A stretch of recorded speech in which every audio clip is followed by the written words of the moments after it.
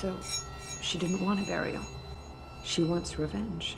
Hello and welcome to another Bad Movie Review. This time we're looking at Feardotcom. This is a 2002 movie, runs about 101 minutes, and it was directed by William Malone. So we start off with a man in the subway, and the subway station appears to be largely abandoned, or at least empty. It's kind of vaguely implied that it's a functional station, but nobody's around. And this guy starts to kind of see some weird stuff. There's a random dog for no apparent reason that's never really explained, and we never see the dog again. And then we see this white bouncy ball and this little white-haired girl, and a train starts to come down the tracks, and he's gonna go save the girl, but that doesn't really work out for him, and we get our first victim. Interestingly, this is cinema legend Udo Kier in his very, very brief performance in this film, but it does kind of set the groundwork for what's to come, so it's kind of all Udo Kier's fault. So we meet a detective named Mike Riley. He's with the NYPD, and he is supposed to be checking out this victim. And we learn the victim's name is Polidari. He apparently had written this book with another guy who we meet later on, and it's about the internet, because the internet's a big thing right now in 2002. But more interestingly, the guy's eyes and nose were bleeding, and that didn't seem to have anything to do with getting hit by the train, according to the medical examiner. When he gets back to the police station, we meet his partner Sykes, played by horror movie legend Jeffery Combs. And while they're having generalized discussion, there is a man being brought in by some other officers who apparently is having some kind of freak out session, and he's bleeding from the eyes and nose as well. Unfortunately, he speaks only German. Now, of course, Riley calls in the health inspectors and wants them to meet him at the German guy's apartment. We also find out that Mike's been trying to track down a serial killer known as the Doctor. The name isn't really emphasized very well at the beginning here, but it's brought up later. It's sort of like the Elliot Ness torso murder case, where it's seemingly going to be unresolved and he can't catch the guy. So we kind of put that on the back burner as he goes to check out this German guy's apartment, which, by the way, this apartment is gigantic. I don't know how a couple of exchange students afforded this place, but they must be very well off. So Riley, Sykes, and some other cops go to the apartment, and they find the place trashed, and in the bathtub is a drowned woman. Well, the health inspector lady shows up, and that is Terry Hudson, or Houston. I'm not real clear on which name, because they sort of say it both ways in the film, but I think it's supposed to be Houston. Anyway, she finds a video camera, and she points out that the symptoms of all three people, the guy that died on the train tracks, this woman that drowned, and the German guy in custody, all are showing signs of some sort of hemorrhagic fever, similar to Ebola, she says, even though there's a lot of symptoms that don't really match up. So anyway, they have to get tested, and everything comes out that it's not a virus, and the German guy dies in a holding cell, having scrawled some stuff on the wall. Then we find out there's some creepy guy going around with a video camera, and he meets a lady and has her meet him at a theater. She goes to the abandoned theater to seemingly try out for a video or movie or something vague. And of course, he's a bad guy, so he kidnaps her and begins torturing her. And he is torturing her for subscribers online. So he's live streaming this horrific event, and it is done over a series of sessions. Well, of course, that's part of the crux of the film here. Then we meet Terry's boss, who is kind of weird, and his computer's broken, supposedly. And he goes out to an empty industrial plant. We don't find out what it is for a while. And he sees that same little girl with the white ball. His nose starts bleeding, and then, well, bad things happen for him. We find out the victims have been dying of specific ailments. It looks like they died of a stroke, an enlarged heart that may have been brought upon by adrenaline, and the bleeding from the nose and eyes appears to be related to that. So Terry's wife informs them that her husband had been spending a lot of time online and obsessing about his job. He seemed really stressed, and apparently her husband for the last day or so had been talking about seeing this little girl everywhere, but there was no little girl. Now, we had already had indications that this girl might be a ghost of some kind. Well, of course, Riley gets the idea to take all the computers and have his friend Denise check them out. She's some sort of tech expert, and she figures out that there's a commonality between all the killings, and that is a website called Fear.com. Now, it's not Fear.com because they couldn't get the rights to that. It's Feardotcom.com. And apparently the website did have a tie-in with the movie, but the producers couldn't get permission or be able to purchase the original Fear.com from somebody that had the site at the time, so they had to kind of change that. And you can tell that they intended to have it as Fear.com instead of Feardotcom.com, because in the credits, the production company is listed as Fear.com as Fear.com instead of Fear.com.com. So anyway, the tech lady figures out something,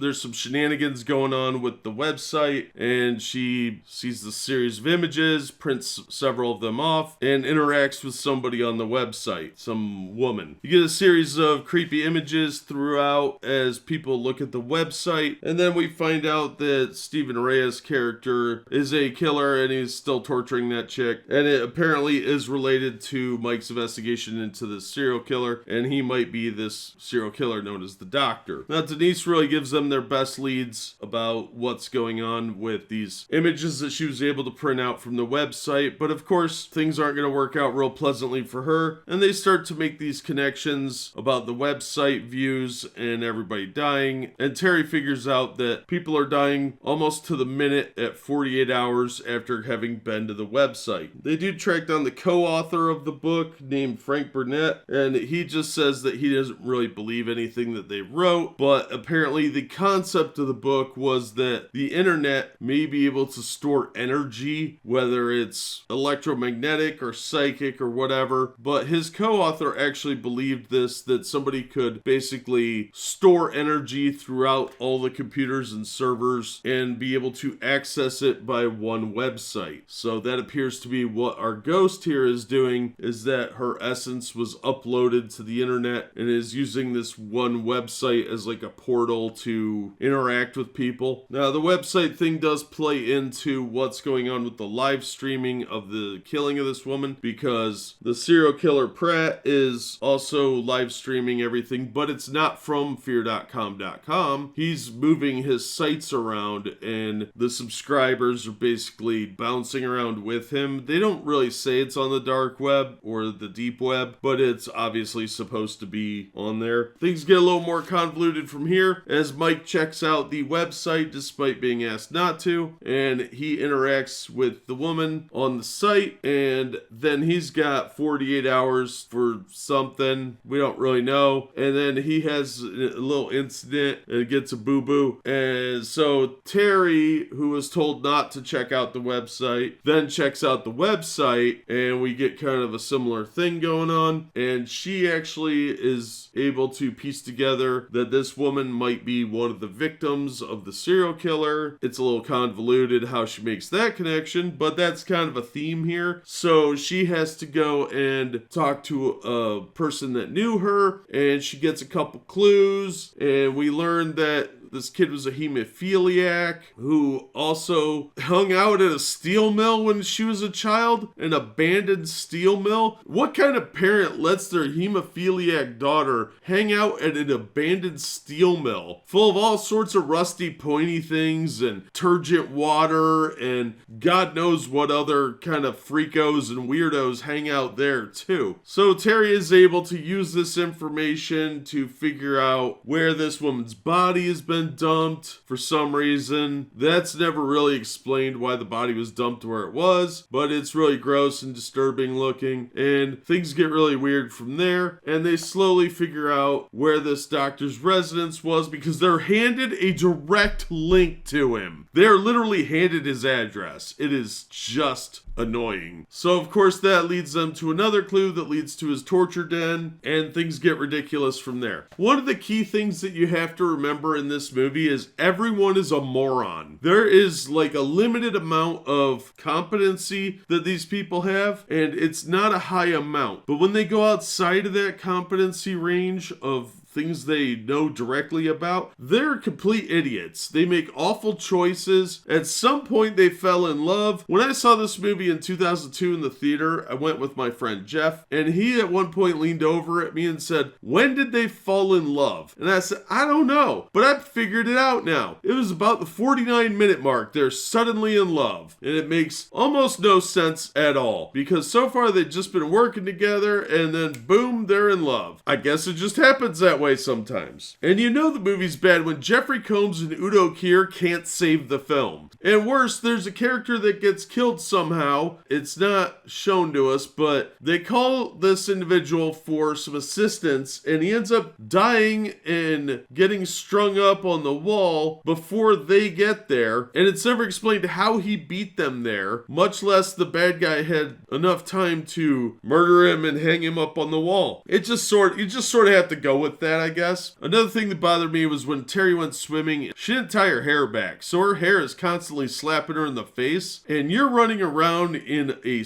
really gross place with a bunch of pointy metal things all around you, and you can barely see as it is, and your hair is flopping all over the place waiting to get stuck on something or obscure your view so you swim right into a pointed object. That's just dumb. Also, when they were in this supposedly abandoned building, there were these random fires breaking out. How and why? That just wouldn't have happened. Otherwise, if you can overlook some of these plot point problems, the visuals are really, really good. It is a very beautifully shot film. There's some amazing sets. There's some really creepy environments. It's very atmospheric, but don't look at the plot very closely at all. There are a lot of flaws in it. And it really seems like this movie was inspired by Ringu and Videodrome, because it has a lot of commonalities with those. The whole techno horror really does remind me of Videodrome, but the whole things with the flashing images and the ticking clock, 48 hours is not enough time to solve a murder. I'm sorry. Even though she supposedly was tortured for 48 hours and died, that's just not enough time to get anything done when it seems like for the main characters, the problems that were being experienced with the hallucinations and various haunting elements were accelerated for them differently than they were for everybody else. But visually, it's a very stunning movie. There's some really good effects that have held up pretty well, a few that are really dated now, but for being a 23-year-old film, it had a lot of really good visuals, and the sets were just amazing, from something as simple as that abandoned subway platform to the steel mill and the other locations, including the apartments, all looked really, really good. And you could tell they filmed part of this in like Luxembourg and Montreal, I think it was, because the Art Deco styles are kind of hard to find in New York that still look this good. And plus, there are a lot of creepy elements in here, a little bit of a heavy reliance on cockroaches for some reason, but overall, the movie is just visually good. The storyline is not that compelling. The actors were fine. They all did a pretty solid job. The dialogue they had to deliver, though, was pretty awful. It really seemed like bad noir fiction, and it was probably the process of rewrites that did that. It really seems like this shifted a lot from whatever the original idea was, which apparently may have been an erotic thriller, according to Wikipedia, to whatever this quasi-Ring mess was. Now, sadly, because of all these problems with the script and the dialogue and a lot of leaps in logic that seemed to have to go into this film, it really didn't do very good. It was a budget of about $40 million from what I could tell, and their box office was a little under $19 million. So they lost about $20 million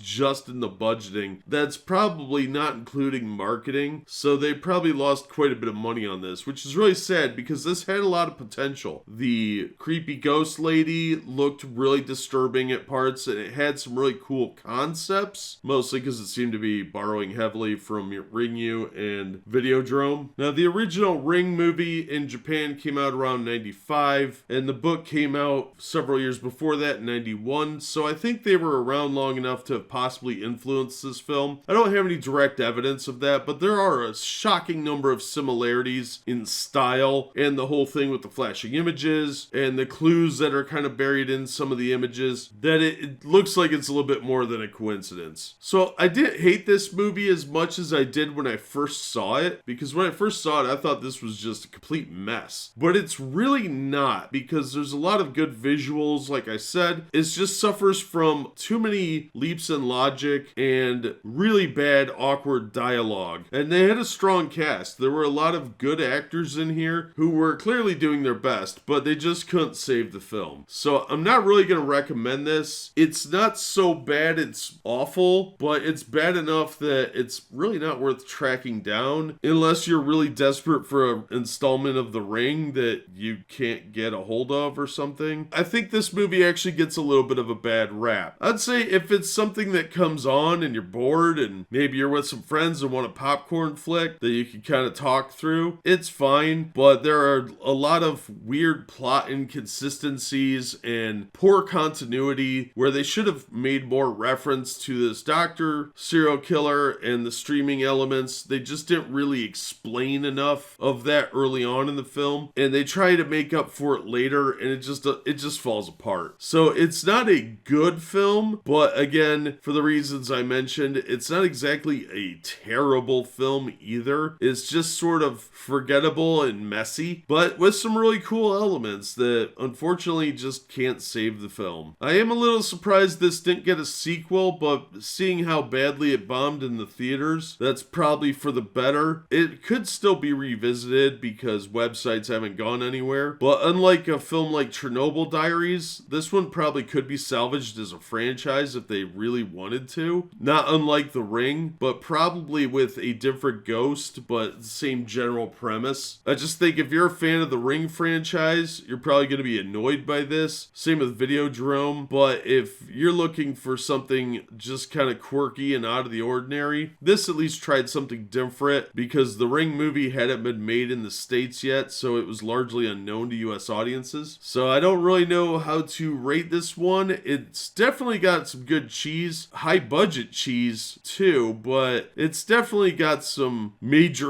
flaws that really are going to make people not love it. But visually it's stunning. So I'm just going to wrap it up there. It's just kind of a middle of the road B movie by any metric other than money. But that's going to do it for this episode. Thank you so much for listening and supporting the channel. If you enjoyed the episode, please hit the like button and don't forget to subscribe so you don't miss future reviews. If you'd like to help the channel out in other ways, links are in the description to various support methods. And as always, we hope to see you on the next one.